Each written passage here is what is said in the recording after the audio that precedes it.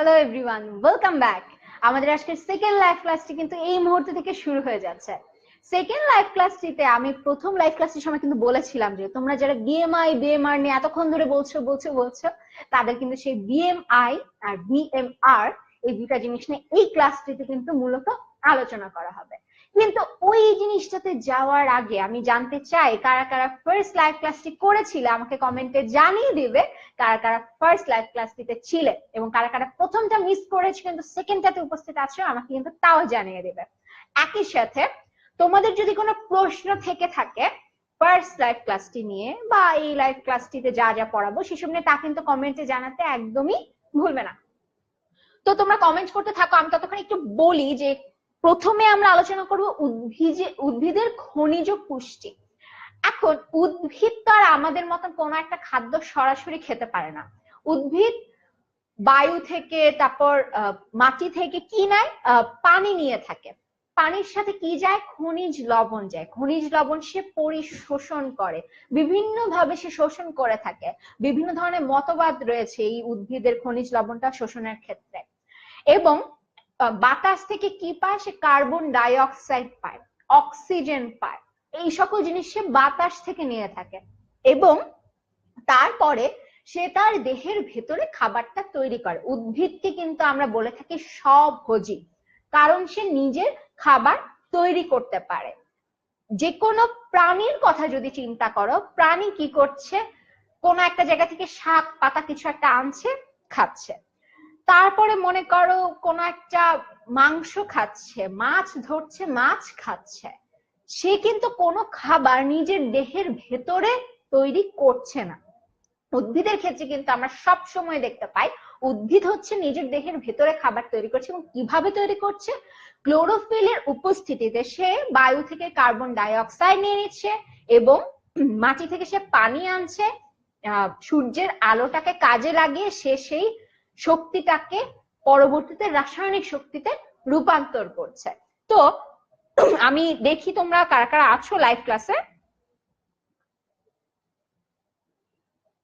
আমার সাথে আছে মেহেদি হাসান, জিজ্ঞেস করছে আপু কেমন আছেন? ভালো আছি আমি। মোস্তাফিজুর রহমান রয়েছে, বিবেকানন্দ রয়েছে, মহিদ হাসান শান্ত রয়েছে, ফারহান হক সোহাগ রয়েছে, অন্নয় আহমেদ রয়েছে খুলনা থেকে। মেহেদি হাসান বলছে সে প্রথম ক্লাসটা মিস করেছে, কোনো সমস্যা নেই, আমাদের ওয়েবসাইটের প্রথম লাইভ ক্লাসটি কিন্তু তুমি কিছুক্ষণ পরেই কিন্তু পেয়ে যাবে।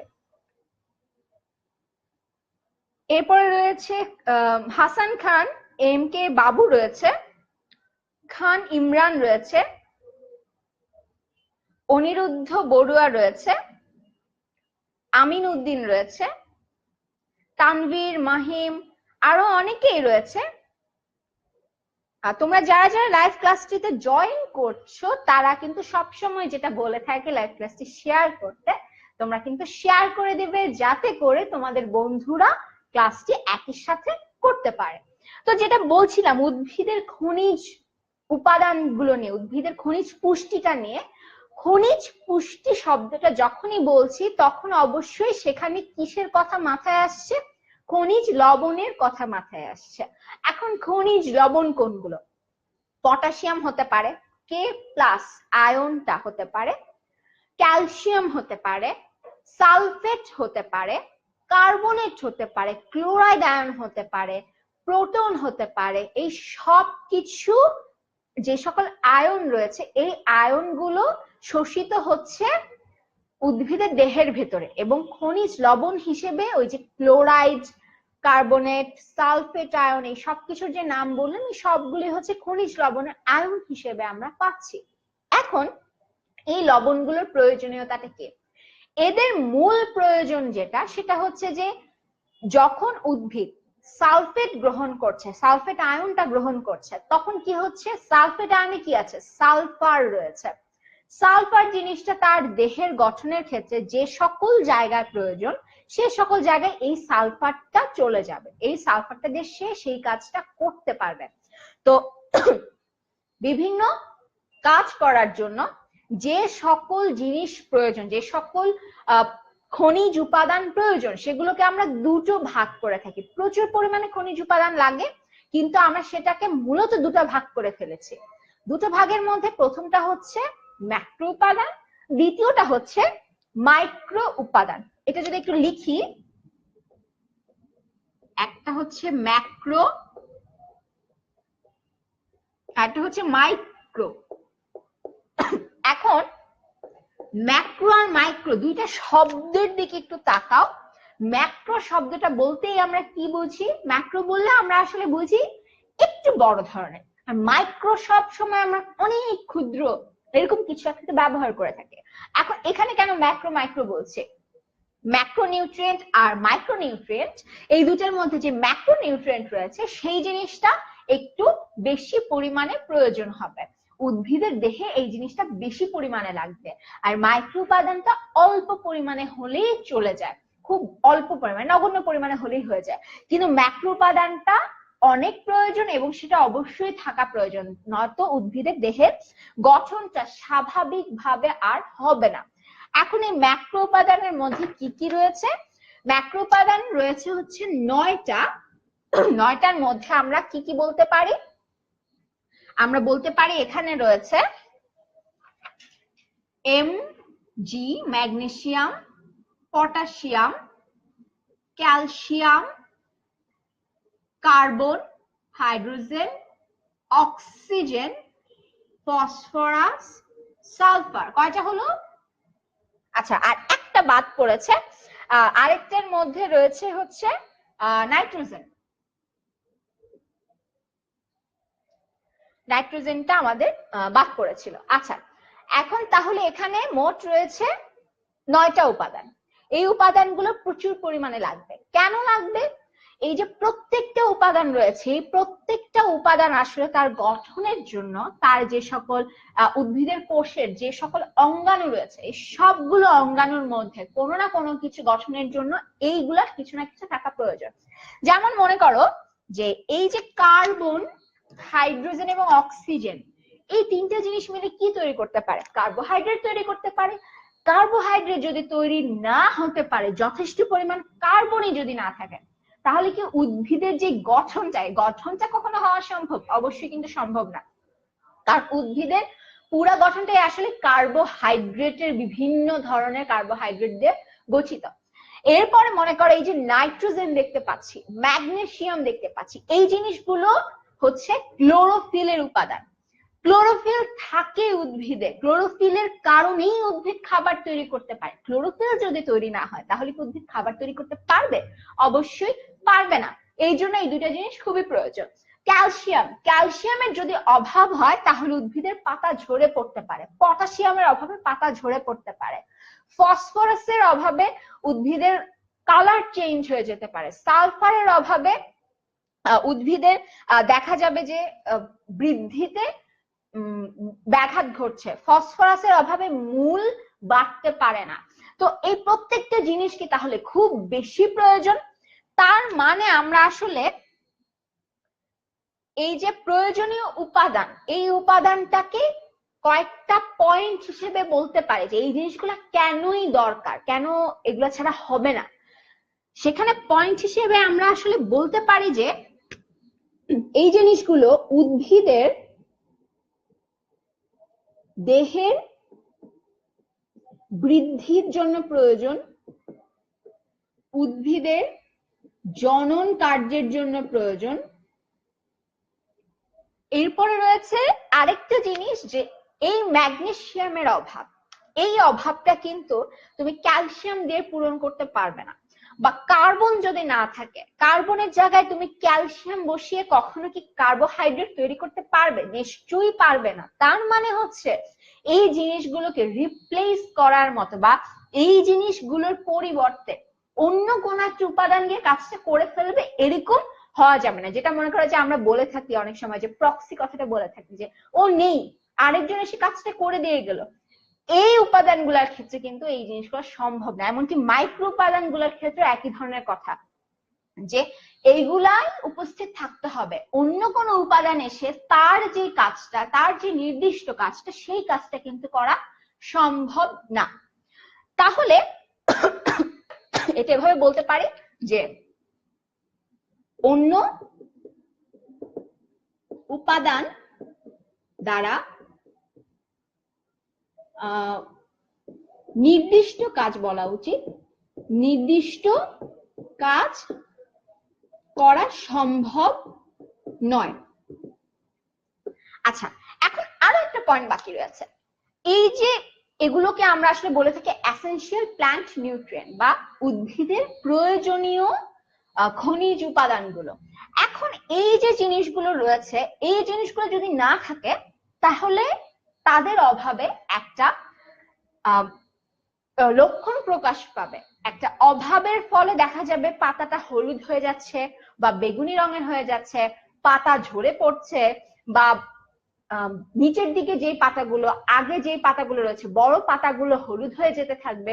এইগুলো যে কিছু সিমটম, এই সিমটম গুলো দেখা যাবে হচ্ছে এই উপাদানগুলোর ম্যাক্রো বা মাইক্রো বা অন্যান্য যে সকল উপাদান বাকি রয়েছে সেই সকল উপাদানের অভাবে। মানে আমরা বলবো অভাবজনিত লক্ষণ,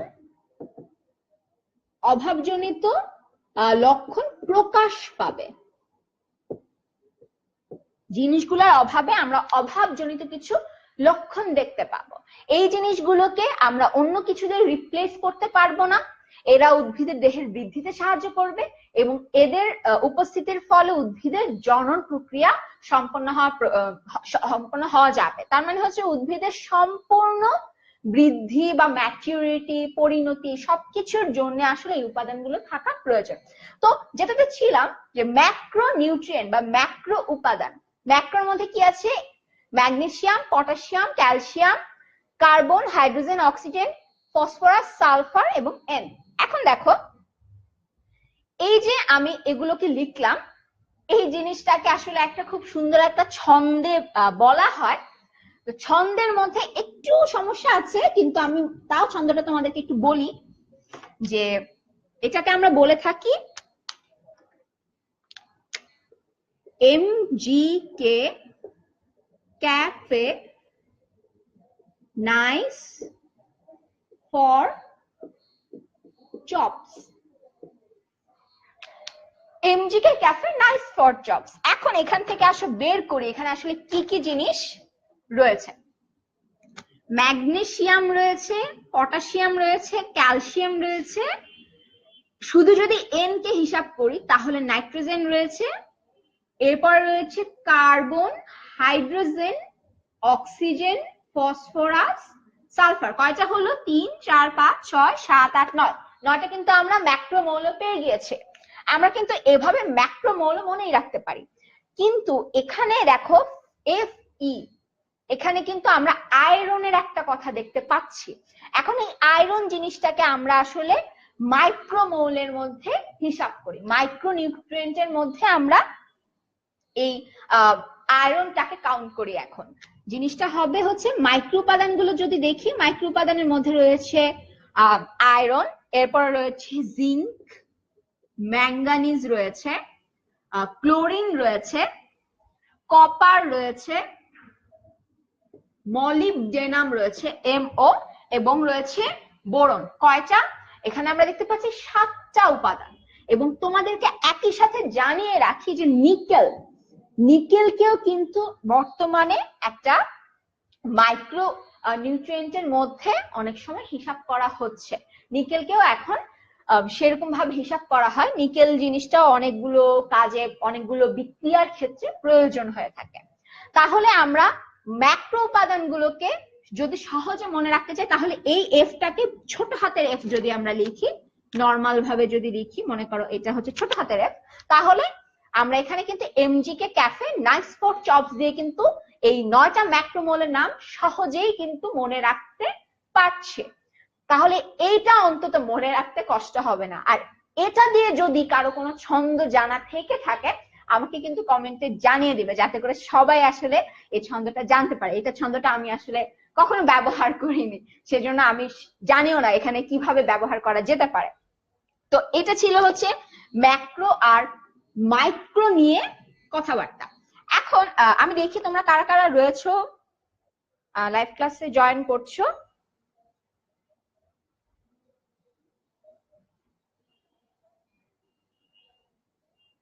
অনেকে বলছো ফার্স্ট ক্লাসটি মিস করে ফেলছো, কোনো সমস্যা নেই, ফার্স্ট ক্লাসটি কিন্তু পরবর্তীতে আবারও তোমরা আমাদের ওয়েবসাইট থেকে দেখে নিতে পারবে।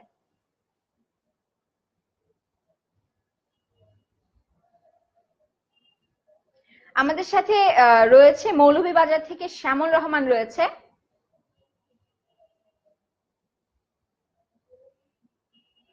আচ্ছা, অনেকে আছো মাত্র ক্লাসে জয়েন করছো, তো তোমাদের কাজ একটাই, সেটা হচ্ছে যে শেয়ার করে দাও যাতে করে সব ফ্রেন্ডরা এসে ক্লাসটি করতে পারে, এবং কোনো প্রশ্ন থাকলে সেটা কমেন্টে কিন্তু আমাকে জানিয়ে দিতে পারো। তো ম্যাক্রো আর মাইক্রো উপাদান বুঝলাম, ম্যাক্রো আর মাইক্রোর সাথে সাথে আরেকটা প্রশ্ন এসে পড়ে যে এই উপাদানগুলো কোথা থেকে পাবো। উপাদানগুলো পাওয়ার জন্য ম্যাগনেসিয়ামটাকে আমরা পাবো Mg2+ আকারে ম্যাগনেসিয়াম সালফেট লবণ থেকে। পটাশিয়ামকে আমরা পটাশিয়াম প্লাস পটাশিয়াম ক্লোরাইড আকারে পেতে পারি। ক্যালসিয়াম সালফেট থেকে আমরা পেতে পারি হচ্ছে ক্যালসিয়াম আয়ন। কার্বন আমরা পেতে পারি কার্বন ডাই অক্সাইড থেকে, কার্বনেট থেকে।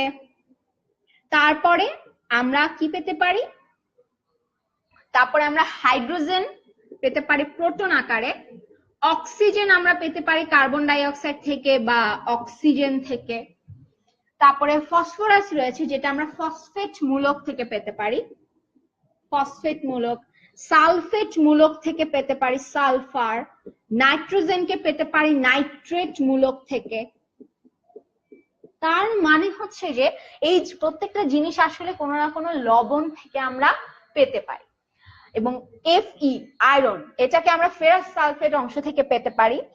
তারপরে জিঙ্ককেও আমরা কোনো না কোনো লবণ আকারে পাই, ম্যাঙ্গানিজকে পাই, ক্লোরিনকে আমরা পটাশিয়াম ক্লোরাইডের সাথে পেতে পারি, কপারকে কপার সালফেটের সাথে পেতে পারি, মলিবডেনামকে পেতে পারি, বোরনকে পেতে পারি। মানে হচ্ছে এই প্রত্যেকটা জিনিসই, এই কার্বন ডাই অক্সাইডটা আর অক্সিজেন্ট, এই দুইটা জিনিস হচ্ছে বায়ু থেকে মূলত আসে, এবং বাকি সবকিছু পানির মধ্যে দ্রবীভূত অবস্থায় আমরা পেতে পারি, এবং সেখান থেকে খনিজ লবণ পরিশোষণ হয়ে যখন দেহের ভিতরে ঢুকে যাচ্ছে উদ্ভিদের, তখন এই জিনিসগুলো প্রয়োজনীয় জায়গায় ব্যবহার করা হচ্ছে। তো এটা ছিল হচ্ছে উদ্ভিদের যে খনিজ পুষ্টি সেটা।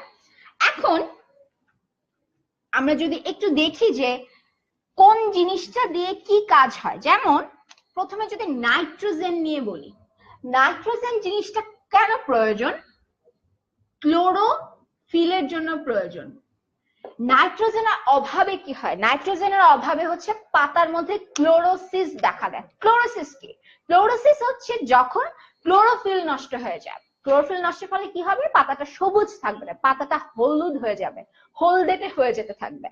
এবং দেখা যায় কোন একটা গাছ মনে করা আছে, এবং গাছটার যেগুলো পুরনো পাতা বা নিচের দিকে যেসব পাতা, নিচের দিকের পাতাগুলো সাধারণত পুরনো পাতা বা ওল্ডার লিভস বলে থাকি আমরা, সেই পাতাগুলো দেখা যাবে হলুদ হয়ে যাচ্ছে। তার মানে তোমার বাসায় মনে করো একটা গাছ আছে, তুমি দেখতে পাচ্ছ শীতকাল বাদে, এমনিতে নর্মাল সময় মনে করো যে পুরনো পাতাগুলোকে দেখতে পাচ্ছ যে হলুদ হয়ে যাচ্ছে, তখন কিন্তু একটা সম্ভাবনা থেকেই যায় যে তোমার ওই গাছটাতে, তোমার মাটির মধ্যে নাইট্রোজেনের অভাব রয়েছে। নাইট্রোজেন সহ কোনো একটা সার যদি তুমি দিয়ে দিতে পারো, ইউরিয়া যদি দিয়ে দিতে পারো, তাহলে অবশ্যই গাছটার নাইট্রোজেনের অভাবটা পূরণ হয়ে যাবে। কিন্তু তার মানে কিন্তু এটা না যে তুমি গাছের গোড়ায় এক গাদা করে ইউরিয়া সার ঢেলে দিলে, না, এরকম কিন্তু করা যাবে না। এগুলো সবকিছুর জন্য একটা নির্দিষ্ট মাপ রয়েছে। তো তোমরা যখনই কোনো গাছের মধ্যে সার দিতে যাবে, কোনো কিছু অভাবজনিত লক্ষণ দেখার পরে, সিমটম গুলো দেখার পরে, তখন অবশ্যই তোমরা মাপটা সম্পর্কে জেনে নিবে, বুঝে নিবে, নয়তো কিন্তু দেখা যাবে গাছটা মারা যাচ্ছে। এরপরে মনে করো আমরা তাহলে এখানে কি পাচ্ছি? পাতা হলুদ হয়। পাতা হলুদ হওয়ার ফলে কি হবে? সেখানে খাবার তৈরি হবে না, পাতার কোষগুলো আস্তে আস্তে মারা যাবে এবং পাতাটা ঝরে পড়ে যাবে, সহজ ভাবে যদি আমরা বলি। আচ্ছা, এরপরে মনে করা রয়েছে ফসফরাস। ফসফরাসের ফলে কি হয়? ফসফরাস যদি অভাব দেখা দেয়, তখন আমরা দেখতে পাই যে পাতাটা বেগুনি রং হয়ে যাচ্ছে, পাতার রং আস্তে আস্তে বেগুনি হয়ে যাচ্ছে। কিন্তু তার মানে কিন্তু এই না যে তোমার যে সকল পাতাবাহার গাছের পাতার রং কিছুটা বেগুনি ধরনের, সেগুলোর মধ্যে এটার অভাব আছে, না। যে সকল উদ্ভিদ সবুজ ছিল হঠাৎ করে বেগুনি হয়ে যাচ্ছে, তাদের মধ্যে হচ্ছে ফসফরাসের অভাব। এই জিনিসটা কিন্তু বুঝতে হবে। পাতাবাহার গাছের কিন্তু হিসাব আলাদা, সেটাকে কিন্তু আমরা বলতে পারবো না যে ওর এটার অভাব এই জন্য এটা এরকম। আচ্ছা, এরপরে পাতার মধ্যে কি হবে, মৃত কিছু অঞ্চল সৃষ্টি হবে, পাতায় কিছু জায়গায় কোষগুলো মরে যেতে থাকবে।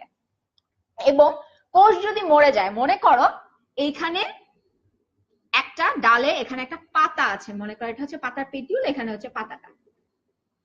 এর ফলে এইখানের কোষ যদি মারা যায়, অবশ্যই এই পাতাটা আর এভাবে সোজা থাকবে না, পাতাটা আস্তে আস্তে নুয়ে পড়তে থাকবে এবং একটা সময় পাতাটা ঝরে পড়ে যাবে, এখানে আর পাতাটা থাকবে না। তার মানে শুধু পাতার গোড়া কেন, ফুলের গোড়াতেও যদি কোষগুলো মারা যায় তাহলে কি হবে, ফুল ঝরে যাবে, ফলও ঝরে যাবে। তাহলে ফুল, ফল, পাতা এসব ফসফরাসের অভাবে ঝরে যেতে পারে এবং একই সাথে উদ্ভিদের বৃদ্ধি কমে যায় বা উদ্ভিদের বৃদ্ধি বন্ধ হয়ে যায়। উদ্ভিদটা খাটো হয়ে যায়, উদ্ভিদটা লম্বা হতে পারে না, উদ্ভিদের মূলের বৃদ্ধি কমে যায়, বন্ধ হয়ে যায়, মূল আর বাড়তে পারে না। আচ্ছা, এরপরে রয়েছে মনে করো হচ্ছে পটাশিয়ামের কথা যদি আমরা বলি, পটাশিয়ামের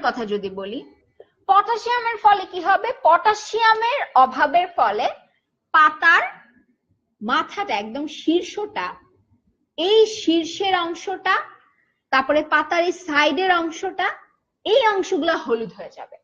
অনেক সময় অনেক পাতার কিন্তু দেখা যায় যে মাথার দিকটা হলুদ হয়ে যাচ্ছে, কিনারাগুলো হলুদ হয়ে যাচ্ছে, তখন কিন্তু একটা খুব ভালো চান্স থাকে যে সেখানে আসলে পটাশিয়ামের অভাব তৈরি হচ্ছে এবং ওই জায়গাগুলোতে মৃত অঞ্চলের সৃষ্টি হবে এবং উদ্ভিদের বৃদ্ধি কমে যাবে, শীর্ষ নষ্ট হয়ে যাবে, মুকুল ঝরে পড়তে পারে ফুলের, অনেক মানে যেই পাতা ঝরে পড়া, ফুল ফল ঝরে পড়ার ঘটনাগুলো কিন্তু এই পটাশিয়ামের অভাবে হতে পারে। এরপরে পটাশিয়াম যেটা গেল, তারপরে আমরা কিসের কথা বলতে পারি, আমরা বলতে পারি হচ্ছে ক্যালসিয়ামের কথা।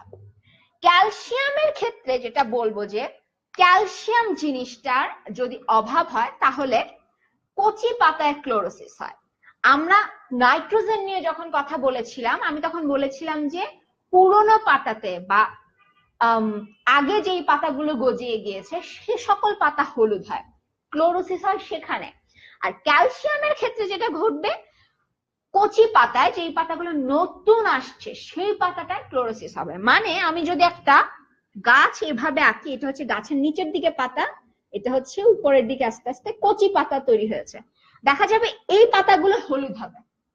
এই পাতাগুলো যদি হঠাৎ করে হলুদ হয়ে যেতে থাকে, ক্লোরোসিস যদি এখানে দেখা দেয়, তাহলে বুঝতে হবে এটা ক্যালসিয়ামের অভাবে। তখন তোমাকে ক্যালসিয়াম রয়েছে এরকম কোনো একটা সার তোমাকে দিতে হবে। তখন ওই ক্যালসিয়াম জাতীয় কিছু যদি দাও, তখন এই জিনিসটা সমস্যাটা মিটে যাবে। আচ্ছা, এরপরে যেহেতু কচি পাতায় ক্লোরোসিস হয়, তাহলে আমরা এটাও বলতে পারি যে বর্ধনশীল যে সকল অংশ, মানে নতুন অংশ, নতুন যেটা তৈরি হবে, ওই সব অংশে আসলে ক্লোরোসিস ঘটতে পারে। আচ্ছা, এটা গেল হচ্ছে ক্যালসিয়াম। এরপরে আসি ম্যাগনেসিয়াম। ম্যাগনেসিয়ামের ক্ষেত্রে আগেই বলেছি, ম্যাগনেসিয়াম হচ্ছে ক্লোরোফিলের উপাদান।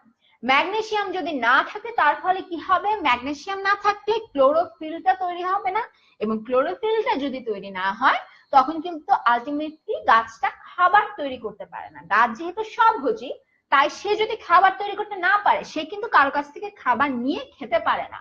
তার মানে হচ্ছে ক্লোরোফিল তৈরিতে যদি কোনো কারণে ব্যাঘাত ঘটে, তাহলে অবশ্যই সেই গাছটা ধীরে ধীরে মারা যেতে থাকবে।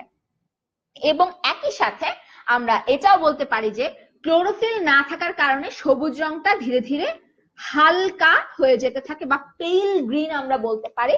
সালোক সংশ্লেষণেরও হার কমবে, কারণ ক্লোরোফিল নেই। যতই সূর্যের আলোতে রাখি না কেন, ক্লোরোফিল না থাকলে তো আলটিমেটলি কোনো লাভ নেই। তারপরে ক্লোরোসিস জিনিসটা সাধারণত সরু শিরা এই সকল জিনিসের আশপাশে আমরা দেখতে পাই। এরপরে আর কি রয়েছে, আর রয়েছে হচ্ছে এরপরে আমরা বলতে পারি আয়রনের কথা, Fe। আয়রন জিনিসটা হচ্ছে লৌহ, লৌহের অভাবে কি হয়, কচি পাতার রং হালকা হয়ে যায়, এটাকে আমরা বলতে পারি হচ্ছে পেইল গ্রিন একটা রং দেখা দেয়। অনেক সময় দেখা যায় যে জিনিসটা হলুদ হয়ে যাচ্ছে, প্রথমে হালকা সবুজ হয় এবং ধীরে ধীরে শিরার চারপাশটা দিয়ে হলুদ হয়ে যায়। অনেকগুলা সিমটম আসলে কাছাকাছি ধরনের, তো এটা অনেক একটু কনফিউজিং, তো তোমরা যদি একটু চার্ট করে পড়ো জিনিসটা তাহলে একটু সুবিধা হবে। অনেকগুলারই দেখবে যে ক্লোরোসিস হচ্ছে, তো ক্লোরোসিস জিনিসটা আসলে মোটামুটি কমন, অনেক কিছুরই অভাবের ফলে ক্লোরোসিসই হয়, পাতাটা হলুদ হয়ে যায়, পাতাটা আস্তে আস্তে নষ্ট হয়ে যায়।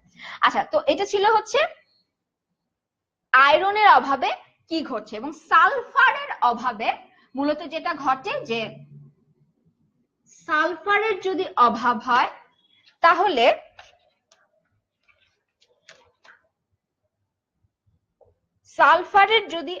হয় তাহলে আমরা দেখতে পাই হচ্ছে যে পাতার মধ্যে অনেক সময় বেগুনি দাগ দেখা যায়, বিভিন্ন কালারের স্পট দেখা যায়।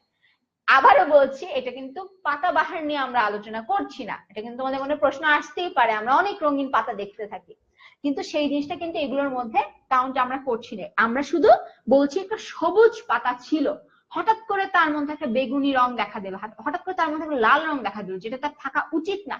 সেই ধরনের কিছু হলে অবশ্যই আমাদের বুঝতে হবে এখানে কোনো প্রকারের অভাব দেখা দিয়েছে।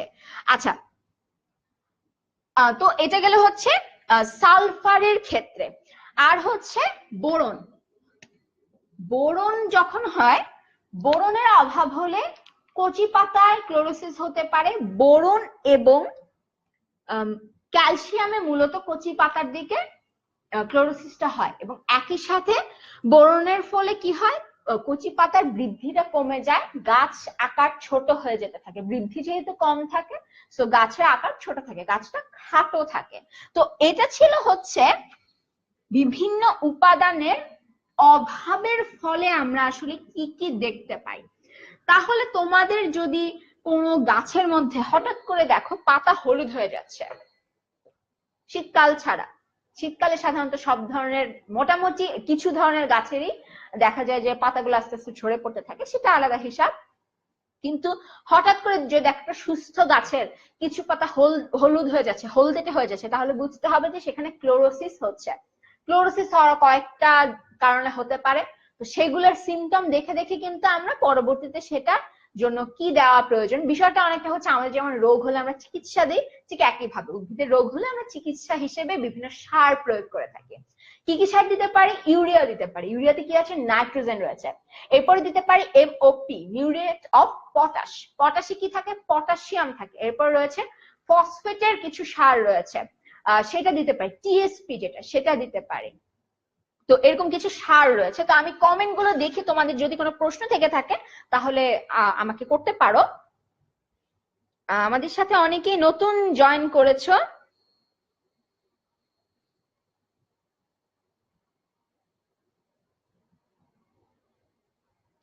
আচ্ছা, আমার সাথে ফাহিমা রয়েছে, দিশা রয়েছে, মোহন রয়েছে, আইরিন রয়েছে, মিরপুর থেকে অনেকেই রয়েছে, আমি দেখছি অনেকেই কমেন্ট করছে আপু মিরপুর থেকে আছি। অনেকে রয়েছে ঢাকা থেকে, টাঙ্গাইল থেকে রয়েছে শরীফ সাইমন, মারুফ বিল্লা বলছে ক্লাস করতে পারছে না, ক্লিক করলে কোন একটা টেকনিক্যাল সমস্যা হচ্ছে, আশা করি তোমার সমস্যাটা খুব দ্রুত সলভ হয়ে যাবে। আর যদি ক্লাসটি একান্তই করতে না পারো, পরবর্তীতে কিন্তু আমাদের ওয়েবসাইট থেকে ক্লাসটি তুমি দেখে নিতে পারো। ব্রাহ্মণবাড়িয়া থেকে রয়েছে আসিফ হোসেন, চিটাগাং থেকে রয়েছে অভিক দে, বরিশাল থেকে একজন রয়েছে ফারিয়া ঐশী রয়েছে,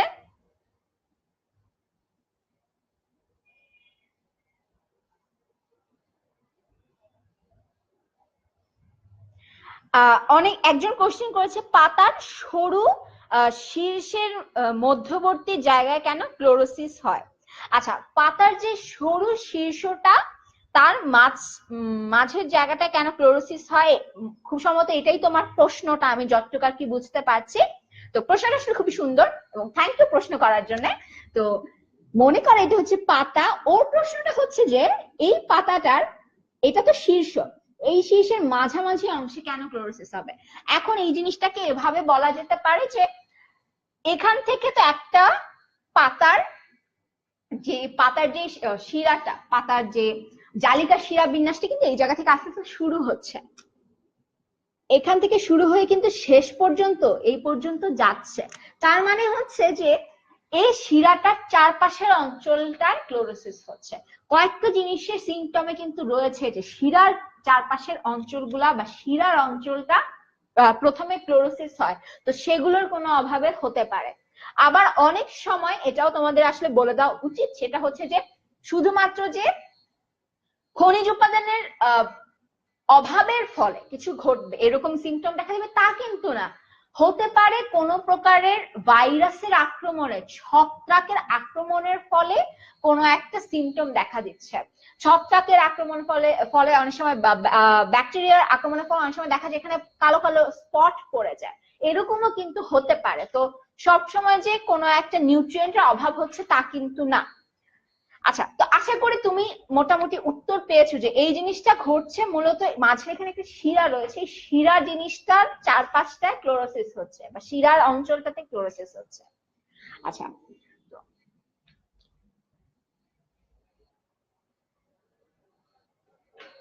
একজন বলছে সাইটোক্রোম কি?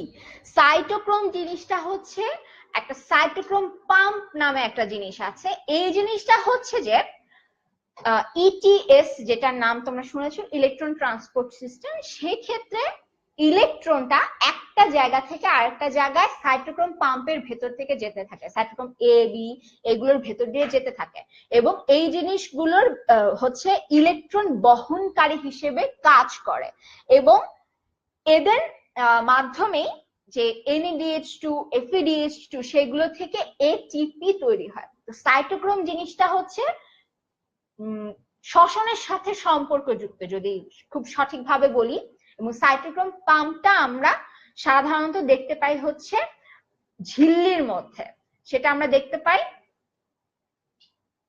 পাওয়ার হাউস যেটা মাইটোকন্ড্রিয়ার ঝিল্লির মধ্যে, মাইটোকন্ড্রিয়ার নামটা আসলে আমি ভুলে গিয়েছিলাম, মাইটোকন্ড্রিয়ার ঝিল্লির মধ্যে সাইটোক্রোম পাম্পটা আমরা দেখতে পাই। আচ্ছা, একজন বলেছে পরিপাক কি, একটু আবার বলবো কিনা? পরিপাক আজকে আর বলার সময় নেই ভাইয়া, প্রথম ক্লাসে পরিপাক বলে ফেলেছে। প্রথম ক্লাসটা একটু কষ্ট করে তুমি আমাদের ওয়েবসাইট থেকে দেখে নিও।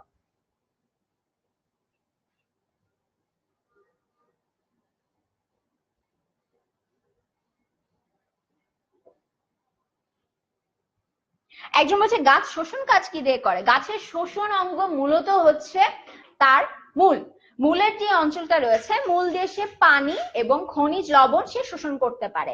মূলের যে মূল লোম অঞ্চলটা রয়েছে সেই অঞ্চল দিয়ে মূলত পানি এবং খনিজ লবণটা উদ্ভিদের দেহের ভিতরে চলে যেতে থাকে।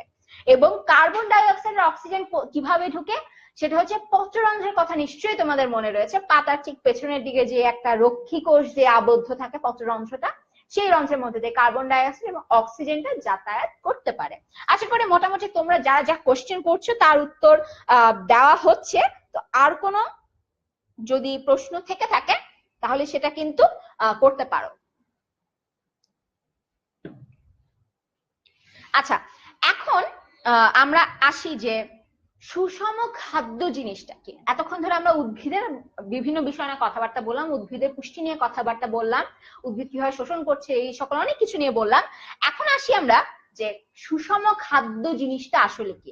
সুষম খাদ্য হচ্ছে যেই খাবারটা তুমি গ্রহণ করার ফলে আলটিমেটলি ওই খাবার থেকে তোমার যেই যেই খাদ্য উপাদান প্রয়োজন তোমার দেহে, আমিষ, শর্করা, স্নেহ, সবকিছু সবকিছু তুমি যে জিনিসটা সুষম ভাবে পাচ্ছ, যতটুকু প্রয়োজন সেই অনুযায়ী পাচ্ছ, সেটাই হচ্ছে একটা সুষম খাদ্য। এবং সুষম খাদ্যের বৈশিষ্ট্যটা কি? সুষম খাদ্যের মধ্যে প্রথম যে বৈশিষ্ট্যটা আমরা বলতে পারি, এখানে একটা রেশিও মেনটেন করা হয়, 4:1:1। এখন এখানে কোনটা কি? এইটা হচ্ছে আমিষ বা প্রোটিন, আমি যদি পি দিয়ে লিখি, 1 হচ্ছে চর্বি বা ফ্যাট, আর 1 হচ্ছে কার্বোহাইড্রেট বা শর্করা। এখন এটার মানে কি, তুমি যদি প্রোটিন কোন একটা খাবার মনে করা হচ্ছে 6 গ্রাম, সাপোজ তুমি একটা 6 গ্রামের খাবার খাচ্ছ, এক বেলায় খাচ্ছ, সেখানে তোমার 4 গ্রাম অংশ থাকতে হবে হচ্ছে প্রোটিন, 1 গ্রাম থাকতে হবে হচ্ছে তোমার স্নেহ জাতীয়, 1 গ্রাম থাকবে হচ্ছে শর্করা জাতীয়। তার মানে তোমার প্রোটিনটা আসলে বেশি গুরুত্ব দেওয়া হচ্ছে সুষম খাদ্যের ক্ষেত্রে। এবং একই সাথে রাফেজ জাতীয় খাদ্য গ্রহণ করতে হবে। এখন রাফেজটা কি? রাফেজ হচ্ছে আমরা যে সকল শাকসবজি খেয়ে থাকি, শাকসবজির কথা আমরা মোটামুটি সবাই বলে শাকসবজি খাওয়া ভালো দেহের জন্য। এখন জিনিসটা কেন? শাকসবজি জিনিসটা হচ্ছে সেলুলোজ থাকে। এখন ওই জিনিসগুলা প্রাণী পরিপাক করতে পারে না। এর ফলে কি হয়, আমাদের যে বৃহদান্ত্র অংশটা রয়েছে, বৃহদান্ত্রের অংশের মধ্যে দিয়ে যখন এই রাফেজ জাতীয় অংশটা, এই সেলুলোজটা চলে যেতে থাকে, এই সেলুলোজটা কিছু পানি শোষণ করে। পানি শোষণের ফলে সে কি হয়, তার আয়তন, ভলিউমটা বাড়তে থাকে। এবং দেখা যায় যে অনেক সময় বলা হয় যে কোষ্ঠকাঠিন্য যাদের হয়, যাদের সমস্যা থাকে কোষ্ঠকাঠিন্যে, তাদেরকে বলা হয় এই শাকসবজি জাতীয় জিনিস খেতে। কেন? এই যে সেলুলোজ গুলো সে তার হজম করতে পারছে না, সেলুলোজটা বৃহদান্ত্র দিয়ে আসছে।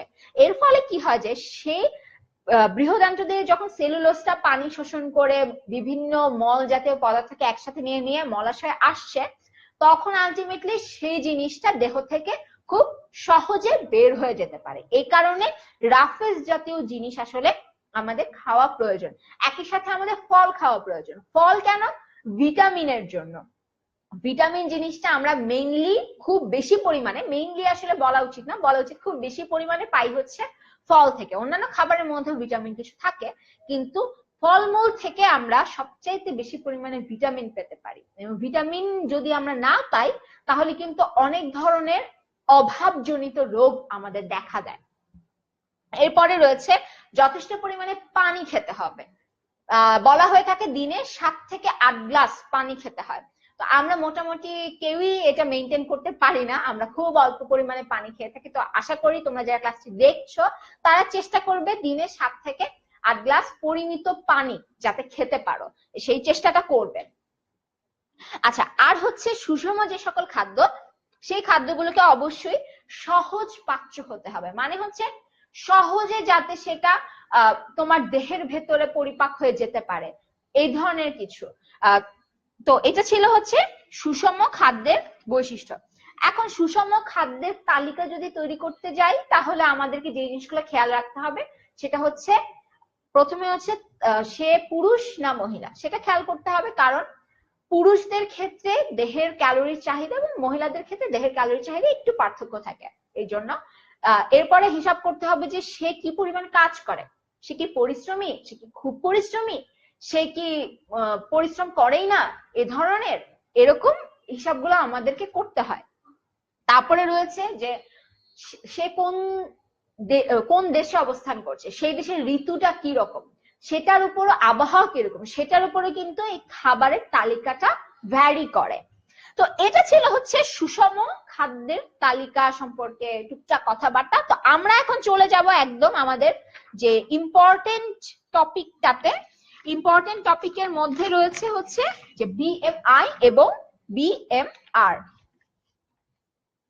বিএমআই এবং বিএমআর নিয়ে বলার আগে যেটা বলবো যে খাবার যখন আমরা খাচ্ছি, সেই খাবারগুলো কি হচ্ছে, আমরা ফার্স্ট ক্লাসে দেখেছি পরিপাক হয়ে যাচ্ছে, পরিপাক হয়ে একটা সরল উপাদানে পরিণত হচ্ছে। এখন এই যে সরল উপাদানগুলো দেখতে পাচ্ছি, এই সরল উপাদানগুলো কি করে, এই উপাদানগুলো কোষ দ্বারা শোষিত হয়, কোষের ভেতরে চলে যায়। কোষের ভেতরে যাওয়া মানেই হচ্ছে সেখানে আসলে শ্বসন প্রক্রিয়া শুরু হয়ে যাবে।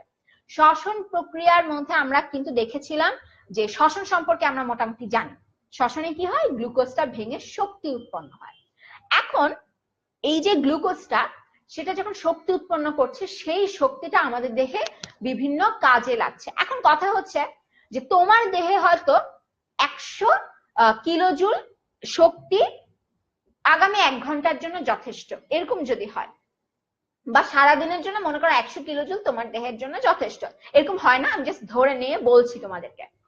তো সেক্ষেত্রে তুমি মনে করো এমন একটা খাবার 3 বেলা খাচ্ছ, প্রত্যেকটাই প্রায় 200 কিলোজুল শক্তি তোমাকে দিতে পারে। সকালে তুমি যা নাস্তা করলা সেটা তোমাকে 200 কিলোজুল দেয়, তুমি দুপুরে যে নাস্তা করলা, যেই খাবারটা খেলা, লাঞ্চ করলে সেটাও 200 কিলোজুল দেয়, রাতের যে ডিনার করছো সেটাও 200 কিলোজুল দেয়। কিন্তু তোমার সারাদিনে কতটুকু প্রয়োজন, 100 কিলোজুল প্রয়োজন। তুমি আলটিমেটলি সারাদিনে কিন্তু 600 কিলোজুল দেওয়ার মতন খাবার গ্রহণ করে ফেলেছ। এখন কি ঘটবে? তোমার দেহে 500 কিলোজুলের মতো অতিরিক্ত। দেহের ক্ষেত্রে যেটা ঘটে, তোমার যখন প্রয়োজন তখন শক্তি উৎপন্ন হতে থাকবে। এর ফলে কি হবে? তুমি যে অতিরিক্ত খাবারটা গ্রহণ করলে, সেই খাবারটা তোমার দেহে ফ্যাট বা মেদ, চর্বি হিসেবে জমা হতে থাকবে, যেটা অবশ্যই তোমার দেহের জন্য কখনোই ভালো কিছু না। আচ্ছা, তো এখন আমরা যদি একটা ছোট্ট একটা একক সম্পর্কে যদি জানি, যে জুল এবং ক্যালোরি, খাবারের শক্তির কি পরিমাণ শক্তি দেয় কোন একটা খাবার, সেটা যখন আমরা নির্ণয় করতে যাই তখন আমরা জুল একক বা ক্যালোরি এককে নির্ণয় করি। এখন জুলে করব না ক্যালোরিতে করব? আগে আসলে ক্যালোরিতে হিসাব করা হতো, এখন জুলে শক্তিটা আমরা হিসাব করে থাকি। শক্তির একক হচ্ছে জুল। তো মনে করো তোমাকে কোনো একটা কোশ্চেনে বলা আছে যে একটা খাবার খেলে সেই খাবারটা 40 ক্যালোরি শক্তি দিয়ে থাকে, সেটা কত জুল শক্তি সরবরাহ করে? কত জুল? এখন তুমি এই অঙ্কটা কিভাবে করবে? এটা ছোট্ট একটা অঙ্ক, তাই না? দেখে বোঝা যাচ্ছে। এখন এই অঙ্কটা তুমি যদি করতে যাও, তাহলে তোমার যেটা করতে হবে, তোমাকে জানতে হবে জুল থেকে ক্যালোরি বা ক্যালোরি থেকে জুল এখানে কিভাবে যেতে হয়, কিভাবে কনভার্সনটা করতে হয়। এখন একটা সূত্র না, ঠিক আমরা আর কি যদি মানটা জেনে নেই, 1 ক্যালোরি সমান সমান 4.2 জুল। তার মানে আমরা এটাও বলতে পারি যে 1 কিলো ক্যালোরি সমান 4.2 কিলো জুল। তো এই জিনিসটা মনে রাখবে। তোমাদের বইতে 4.18 দেওয়া আছে, 1.8 জিনিসটাই আসলে আমি 4.2 হিসেবে লিখেছি, এটাতে কনফিউজ হওয়ার কোনো কারণ নেই। এই জিনিসটাই আমি 4.2 লিখেছি। আচ্ছা, তো এটা হচ্ছে আমরা ক্যালোরি আর জুলের মধ্যে একটা সম্পর্ক জানলাম। এটা কিছুই না, এটা একটা জাস্ট এককের কনভার্সন, একটা একক থেকে আরেকটা এককে যাওয়া, এইটাই। আচ্ছা, এখন যেটা নিয়ে বলবো সেটা হচ্ছে যে বিএমআর। বিএমআর জিনিসটা কি? বিএমআর হচ্ছে বেসাল মেটাবলিক রেট। মনে করো তুমি, যেমন সামনে ক্রিসমাস আসছে, ক্রিসমাসের সময় আমাদের কি থাকে? শীতকালীন ছুটি, ক্রিসমাসের ছুটি একসাথে করে আমাদের একটা ছুটি থাকে। তুমি হয়তো ভাবলে, আচ্ছা সারা মাস জুড়ে ক্লাস করেছি, আচ্ছা আজকে বন্ধের প্রথম দিন, আজকে আমি কোনো কাজ করব না, আজকে আমি সারাদিন শুয়ে থাকবো, কোন প্রকারের শারীরিক পরিশ্রমে আমি আজকে যাব না, আমি শুয়েই থাকবো, কিছুই করব না। এখন তুমি যে শুয়ে আছো, তুমি হয়তো বাহ্যিক ভাবে কোনো কাজ করছো না, কিন্তু তোমার দেহের ভেতরে যে সকল অঙ্গ প্রত্যঙ্গ রয়েছে তারা কিন্তু কন্টিনিউয়াসলি কাজ করে যাচ্ছে। যেমন মনে করো তোমার হার্ট পাম্প হচ্ছে, তারপরে তুমি যে খাবারটা গ্রহণ করেছো সেটা কিন্তু আস্তে আস্তে পরিপাক হচ্ছে, তারপরে তোমার ব্রেনে কিন্তু সিগন্যাল যাচ্ছে, বিভিন্ন হরমোন নিঃসরণ হচ্ছে, রক্তটা প্রবাহিত হচ্ছে, তুমি শ্বাস প্রশ্বাস নিচ্ছ, মানে সব ধরনের কাজই কিন্তু হচ্ছে।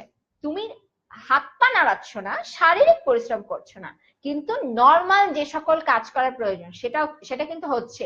তুমি চোখের পাতা নাড়ছো, এই যে একটা কাজ করছো, এই সবকিছুই কিন্তু শক্তি প্রয়োজন। এখন তুমি সারাদিন বিশ্রামে থাকলে, পূর্ণাঙ্গ বিশ্রাম অবস্থায় যদি থাকো, কোনো কাজ করছো না, এরকম অবস্থায় তুমি যদি থাকো, তখন তোমার দেহে সারা দিনে যেই পরিমাণ শক্তিটা প্রয়োজন, সেই শক্তিটাকে আমরা বলি হচ্ছে বেসাল মেটাবলিক রেট বা বিএমআর, যেটা নিয়ে তোমরা অনেকক্ষণ ধরে আমাকে বলছিলে আপু বিএমআর বুঝান। এখন আমি জানি আসলে তোমাদের বিএমআর নিয়ে কেন এত সমস্যা, কারণ বিএমআর থেকে অনেক সময় অঙ্ক আসে, এটা অবজেক্টিভে প্রচুর পরিমাণে ইদানিং কালে আসছে। তো এখানে বিএমআর এর ক্ষেত্রে কিছু সূত্র রয়েছে। এখন এই সূত্রের ক্ষেত্রে, সূত্রটা হচ্ছে, অনেক রকমের সূত্র আছে, সত্যি কথা কয়েকটা বিজ্ঞানীর রয়েছে। আমরা যে সূত্রটা জানবো সেটা হচ্ছে হ্যারিস বেনেডিক্ট সূত্র। হ্যারিস বেনেডিক্ট সূত্র। আচ্ছা, এখন এই সূত্রের আবার দুই ধরনের টাইপ রয়েছে। কি কি? একটা টাইপ রয়েছে তুমি ওজনকে পাউন্ডে হিসাব করছো, আরেকটা টাইপ রয়েছে তুমি এবং একই সাথে উচ্চতাকে তুমি ইঞ্চিতে হিসাব করছো এরকম। আরেকটা রয়েছে তুমি ওজনকে কেজিতে হিসাব করছো, উচ্চতাকে সেন্টিমিটারে হিসাব করছো। তো আমরা শিখবো হচ্ছে যেটা হচ্ছে মেট্রিক পদ্ধতি হিসাব করা হয়, কেজি এবং সেন্টিমিটার। আমরা ওই পাউন্ডের হিসাব ওগুলোতে যাব না। এখন বিএমআর লিঙ্গ ভেদে ডিফারেন্ট সূত্র দিয়ে করতে হয়। যেমন আমি যদি একজন মহিলার বিএমআর হিসাব করি, মহিলার বিএমআর যদি হিসাব করি আমার সূত্রটা হবে অনেকটা এরকম। এটা দেখে দেখে লিখছি কারণ এটা আসলে মুখস্থ থাকে না, তো তোমরা যারা দেখছো একটু কষ্ট করে কিন্তু এটা মুখস্থ করতে হবে। তো এখানে রয়েছে হচ্ছে 655 যোগ 9.6 ইন্টু ওজন। ওজন কিসে নিচ্ছি আমরা? কেজিতে নিচ্ছি, আগেই বলেছি। এবং একই সাথে যোগ দিব কি 1.8 গুণ উচ্চতা। উচ্চতা কিসের? উচ্চতা হিসাব করছি আমরা সেন্টিমিটারে। এবং বিয়োগ দিব হচ্ছে 4.7 ইন্টু বয়স। বয়স হচ্ছে কত? বছর, মাসটা সেসব কিন্তু না, বছর হিসাব করব। এখন তাহলে কি কি কেজি লাগবে, সেন্টিমিটার লাগবে, বছর লাগবে। এটা হচ্ছে একজন মহিলার হিসাব। আমি যদি এখন একটা পুরুষের বিএমআর নির্ণয় করতে যাই,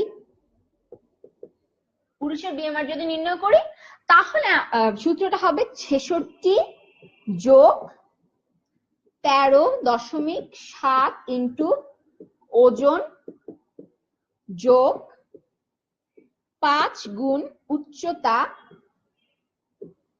বিয়োগ 6.8 ইন্টু বয়স, যেটা হচ্ছে বছরে হিসাব করব।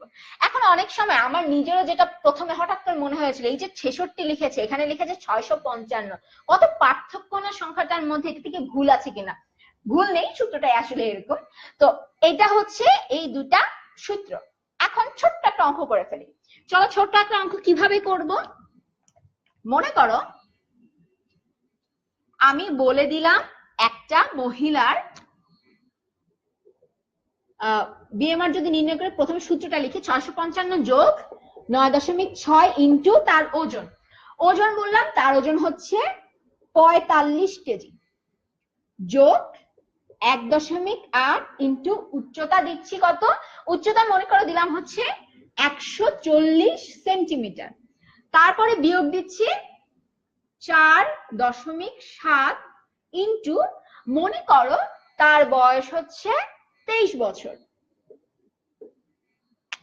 এখন এই বিএমআর যে হিসাবটা, সেই হিসাবটা কত হবে? আমি যদি এটা একটু হিসাব করি, তোমরা যারা দেখছো তারা কিন্তু একটা ক্যালকুলেটর নিয়ে বসে আমাকে হিসাবটা এক্ষুনি দিয়ে দিতে পারো। আমি একটু কাউন্ট করে বলছি তোমাদেরকে কত আসে। এখানে আসে হচ্ছে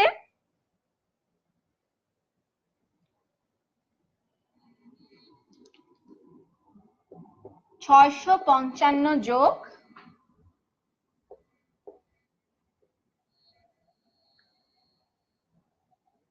1.8 গুণ 140 বিয়োগ 4.7 গুণ 23 হচ্ছে 108। এখন আমি যদি এটাকে পুরোটা হিসাব করি তাহলে 655 যোগ 432 যোগ 324 যোগ বিয়োগ 108। আচ্ছা কত আসলো? 1303, মানে 1303। এখন এই 1303 জিনিসটা আসলে কি? এটা হচ্ছে এত ক্যালোরি। মানে সেই মানুষটা, সেই মেয়েটা যদি সারাটা দিন কোনো কাজ না করে, শুয়ে থাকে, তাহলেও তার বডিতে এত ক্যালোরি প্রয়োজন। এখন বিএমআর থেকে আমরা কিভাবে নির্ণয় করতে পারি কোনো একটা মানুষের সারা দিনে কি পরিমাণ খাবার নেওয়া প্রয়োজন? মনে করো কোনো মানুষ তো আসলে শুয়ে থাকে না, যদি না সে মনে করো অসুস্থ বা এরকম কিছু হয়। একটা স্বাভাবিক মানুষ, সুস্থ মানুষ কোনো না কোনো কাজ সে করবে, হালকা পরিশ্রমী হোক বা বেশি পরিশ্রমী হোক, কোনো না কোনো কিছু হবে। এখন সে যদি পরিশ্রমী না হয় তাহলে তার কি পরিমাণ খাবার গ্রহণ করা প্রয়োজন? এক্ষেত্রে ক্যালোরি মানটা নির্ণয় করা হয় এভাবে যে বিএমআর এর মানটা প্রথমে নির্ণয় করে, এরপরে সেটাকে 1.2 দিয়ে গুণ দিয়ে দেয়। 1.2 দিয়ে যখনই গুণ দিল তখন কি বের হয়ে গেল, সারাদিনে ওই মানুষটা যদি কোনো পরিশ্রম না করে তাহলে তার টোটাল যে পরিমাণ খাবার মানে যে পরিমাণ ক্যালোরির চাহিদা থাকবে সেটা হবে হচ্ছে এত। আচ্ছা, এখন তোমরা যারা লাইভ ক্লাসটি দেখছো তারা কি করবে? তারা কিন্তু যারা মেয়েরা রয়েছে তারা একটা কাজ করতে পারো, তোমরা খুব দ্রুত তোমাদের বিএমআর মানটা কত আসে এবং ছেলেরা যারা রয়েছে তারা খুব দ্রুত তোমাদের বিএমআর মানটা এই সূত্র ব্যবহার করে কত আসে বের করে আমাকে কিন্তু কমেন্টে জানিয়ে দিতে পারো। এবং কমেন্ট থেকে আমি দেখবো যে কার বিএমআর মানটা সবচাইতে কম বা বেশি, এরকম একটা মান আমরা কিন্তু দেখতে পারি যে বিএমআর মানটা আসলে কত থেকে কতর মধ্যে হতে পারে।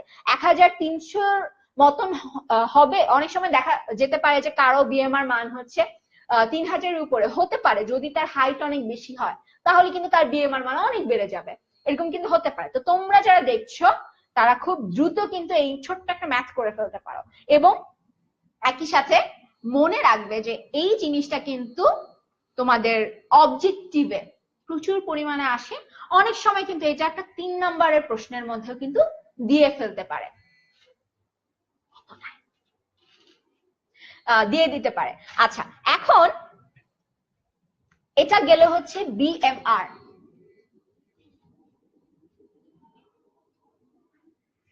সূত্র দুটো আমি রেখেছি, তোমরা যারা দেখছো তারা যাতে নির্ণয় করতে পারো খুব সহজে। আচ্ছা, বিএমআর মান থেকে আমরা কিভাবে তার দৈনিক ক্যালোরির চাহিদা বের করতে পারি? প্রথমে একটা বলেছি, বিএমআর ইন্টু 1.2 হচ্ছে যদি সে পরিশ্রম না করে, একদম সে পরিশ্রম করে না এরকম। মনে করো কেউ একজন হালকা পরিশ্রম করে, সপ্তাহে 2-1 দিন সে একটু খেলাধুলা করে বা সপ্তাহে 2 দিন সে জগিং করতে যায়, এরকম যদি কেউ হয় তখন কি হবে? তখন তার বিএমআর এর সাথে আমি গুণ দিব কত? 1.32, সরি 32 না, 375। মনে করো কেউ একজন সপ্তাহে 2-3 দিন প্রচুর খেলাধুলা করে, মনে করো একজন অ্যাথলেট, বা কেউ একজন সপ্তাহে 2 দিন ক্রিকেট প্র্যাকটিস করে, হতেই পারে তাই না? তো তার ক্ষেত্রে কি পরিমাণ বিএমআর দরকার? তার ক্ষেত্রে দৈনিক ক্যালোরি কত দরকার? একটু বেশি লাগবে। তার ক্ষেত্রে দৈনিক ক্যালোরি রাখবো হচ্ছে 1.55 দিয়ে আমরা গুণ দিব। তারপরে মনে করো কোনো একটা ব্যক্তি প্রচুর পরিশ্রমী এবং প্রতিদিন সে খেলাধুলা করে, প্রতিদিন মনে করো সে খেলা প্র্যাকটিস করতে চায়, প্রতিদিন সে ফুটবল প্র্যাকটিস করতে চায়, এরকম যদি হয় তখন তার কিন্তু প্রতিদিনকার খাবারের চাহিদা হয়ে যাবে এটার সাথে 1.72 আমরা গুণ দিয়ে দিব। আবার মনে করো যে কেউ একজন অ্যাথলেট, তার কাজই হচ্ছে এটা, সে সকালবেলা জিম করছে, সে সারাদিন প্র্যাকটিস করছে, তার এটাই কাজ, তার অন্য কোনো কাজ না, সারাক্ষণ খালি তার দৌড়ঝাঁপেরই কাজ, এরকম যদি হয়ে থাকে, হতেই পারে তাই না? তার ক্ষেত্রে আমরা বিএমআর মানটা হিসাব, দৈনিক ক্যালোরির চাহিদা হিসাব করবো হচ্ছে বিএমআর ইন্টু 1.9।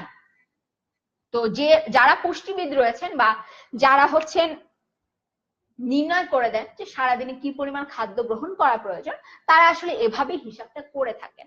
তো আমি কমেন্টে দেখি তোমরা কারা কারা আসলে অঙ্কটা করেছো।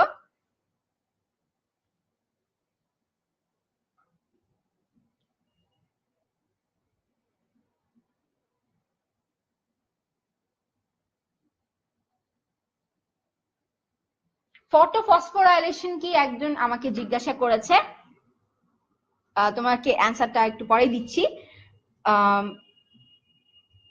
একজন লিখেছে 3498.9 ক্যালোরি এসেছে তার, সে একজন ছেলে, আলরাজি রাজু লিখেছে।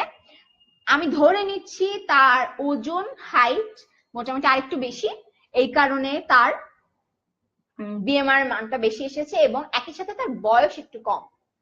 এরকম হলে এরকম একটা মান আসা সম্ভব। স্মাইল লিখে, আচ্ছা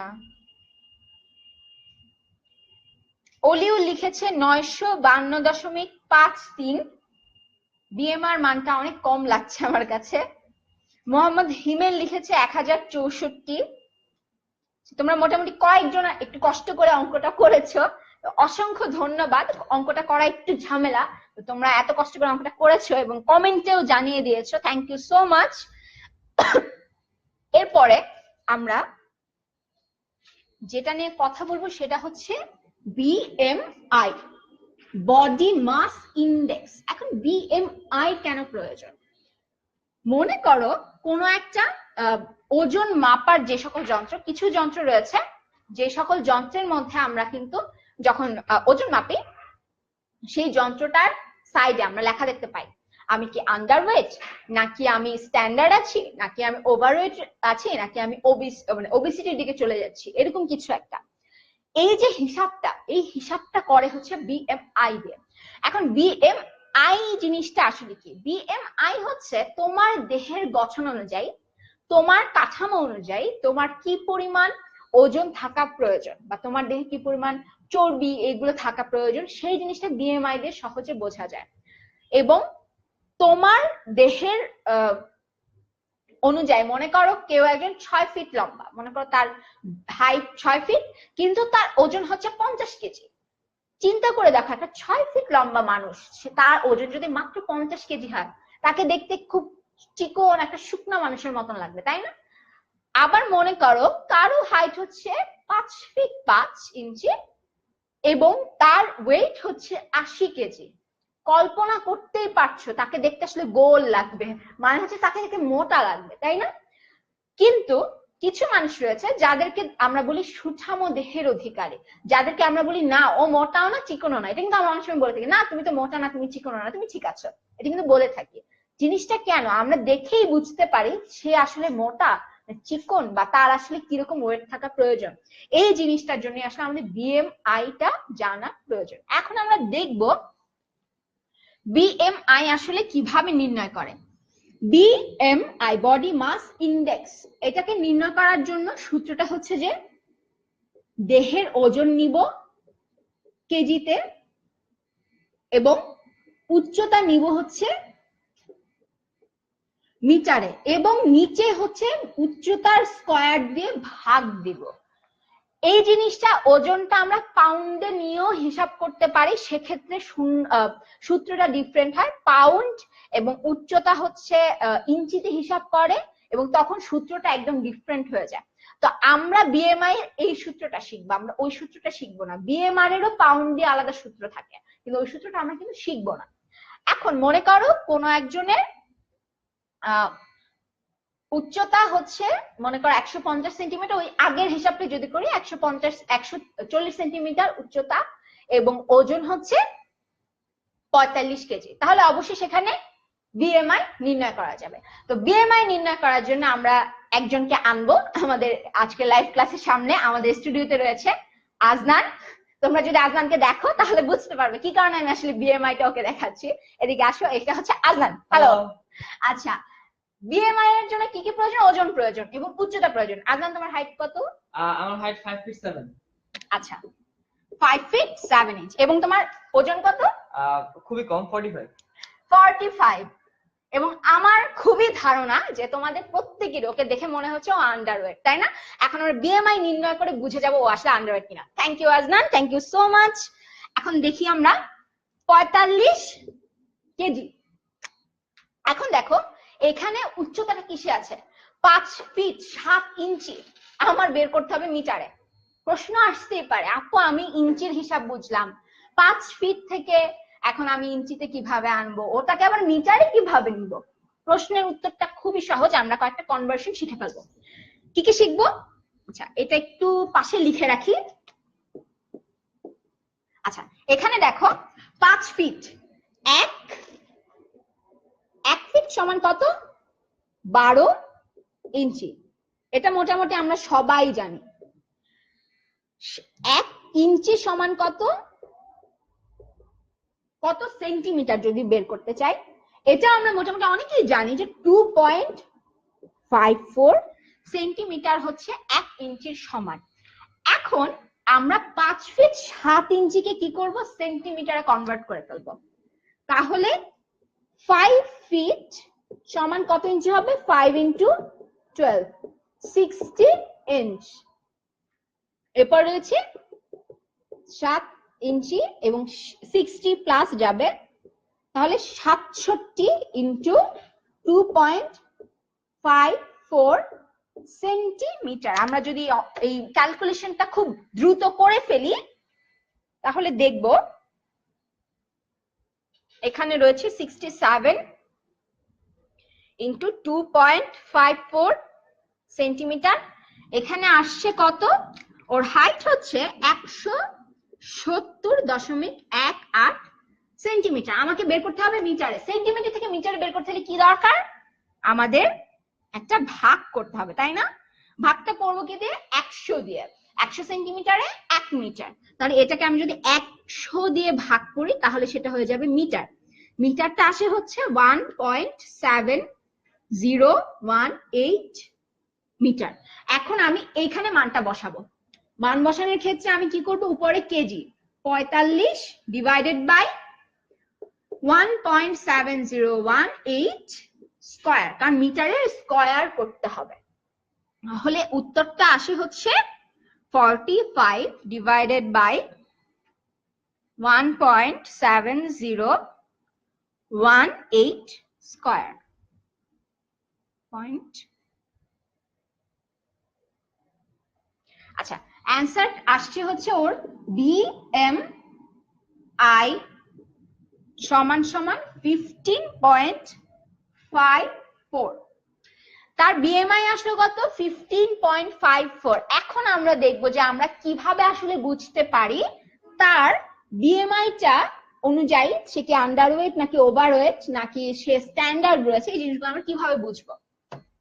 BMI এর একটা মানদণ্ড রয়েছে, মানদণ্ডের মধ্যে কি রয়েছে, যদি 18, BMI এর মান কত, 18.5, এর যদি কম হয়, এত এর কম, তখন আমরা সেটাকে বলতে পারি আন্ডারওয়েট, মানে তার ওজন যথেষ্ট পরিমাণে নেই। তার মানে আমাদের যে স্টুডিওতে যে আজনান রয়েছে সে অবশ্যই আন্ডারওয়েট, তার কিন্তু যথেষ্ট পরিমাণে খাওয়া দাওয়া করা প্রয়োজন। মাত্র 15.5 চায়, 18.5 চেয়ে অনেক কম। এরপরে মনে করো তোমাদের মধ্য থেকে কারো একজনের BMI হচ্ছে 18.5 থেকে 24.9 এর মধ্যে, তাকে আমরা কি বলতে পারি, তাকে আমরা বলতে পারি হচ্ছে স্ট্যান্ডার্ড বা সে সুস্বাস্থ্যের অধিকারী, এই জিনিসটা আমরা বলতে পারি। কারো মনে করো হচ্ছে 25 থেকে 29.9 এর মধ্যে, তাহলে আমরা তাকে বলবো হচ্ছে ওভারওয়েট, মানে তার কিছুটা অতিরিক্ত ওজন রয়েছে। কারো যদি থাকে 30 থেকে 34.9 এর মধ্যে, তাকে আমরা বলবো হচ্ছে স্থূলতার দিকে সে যাচ্ছে, ওবেসিটি স্টেজ 1 বলা হয় এটাকে, সে স্থূলতার দিকে যাচ্ছে ধীরে ধীরে। যদি সে দেখা যায় 35 থেকে 39.9 এর মধ্যে আছে, সে ওবেসিটির স্টেজ 2 তে আছে।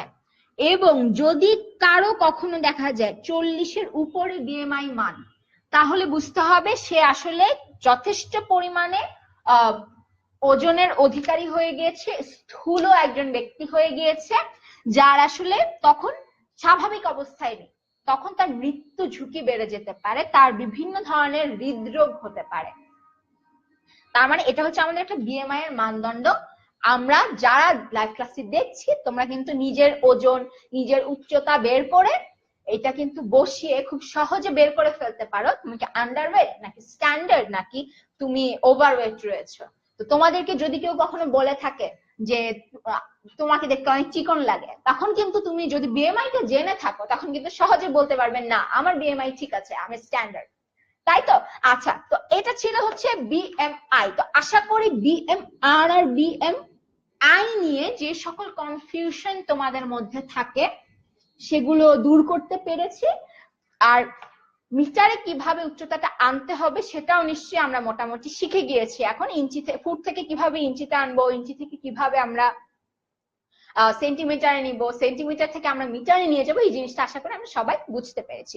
তো এটা ছিল আজকের মোটামুটি সেকেন্ড লাইভ ক্লাসটার মূল বিষয়।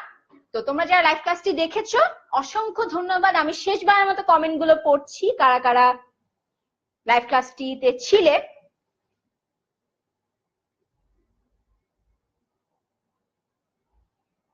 একজন বলছে শর্টকাট নিয়ম আছে কিনা। শর্টকাট নিয়ম, এটা বিএমআই এর সূত্রটা অনেক ছোট, এটা আসলে শর্টকাট দিয়ে তুমি কি করবে। আর সূত্র আসলে সঠিকভাবে আমাদের শিখে রাখা উচিত। আর শর্টকাট সম্পর্কে আমার সত্যি কথা বলতে আমি শর্টকাট কখনো ব্যবহার করে থাকিনি। তো তোমরা যদি কেউ জেনে থাকো তারা কিন্তু কমেন্টে জানিয়ে দিতে পারবে এটা শর্টকাট কোনো নিয়ম আছে কিনা।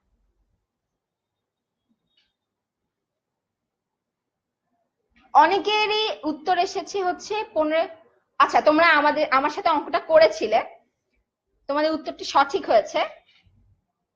আচ্ছা, তো তোমরা যারা লাইভ ক্লাসটিতে ছিলে অসংখ্য ধন্যবাদ। আজকের লাইভ ক্লাসটি এখানেই শেষ হয়ে যাচ্ছে। প্রথম লাইভ ক্লাসটিতে আমরা পরিপাক নিয়ে আলোচনা করেছিলাম এবং সেকেন্ড লাইভ ক্লাসটিতে আমরা উদ্ভিদের খনিজ পুষ্টি, বিএমআই এই তিনটা টপিকের প্রতি গুরুত্ব দিয়ে আমরা আলোচনা করেছি। তো আশা করি তোমরা বিএমআই এবং ডিএমআই নির্ণয় করা এখন শিখে গিয়েছো। যদি কখনো প্রশ্ন আসে খুব সহজে তোমরা উত্তরটা করে দিতে পারবে। যদি কখনো সৃজনশীলও আসে অবশ্যই তোমরা সূত্রগুলো মুখস্থ করতে হবে তোমাদের একটু কষ্ট করে। সূত্রটা একটু বড় আমি জানি, কিন্তু সূত্রটা মুখস্থ করা আসলে প্রয়োজন। সূত্রটা এরকমই। তো আশা করি তোমাদের বিএমআই এবং ডিএমআই নিয়ে কোনো কনফিউশন আর নেই। Thank you so much. Next live ক্লাসে আশা করি আবার দেখা হবে। এবং তোমরা যারা লাইভ ক্লাসটি, তোমাদের যে সকল বন্ধু লাইভ ক্লাসটি মিস করে ফেলেছে, কি করতে হবে, আমাদের ওয়েবসাইট থেকে লাইভ সেকশনটাতে গিয়ে কিন্তু সহজেই লাইভ ক্লাসগুলো পরবর্তীতে দেখে নিতে পারো।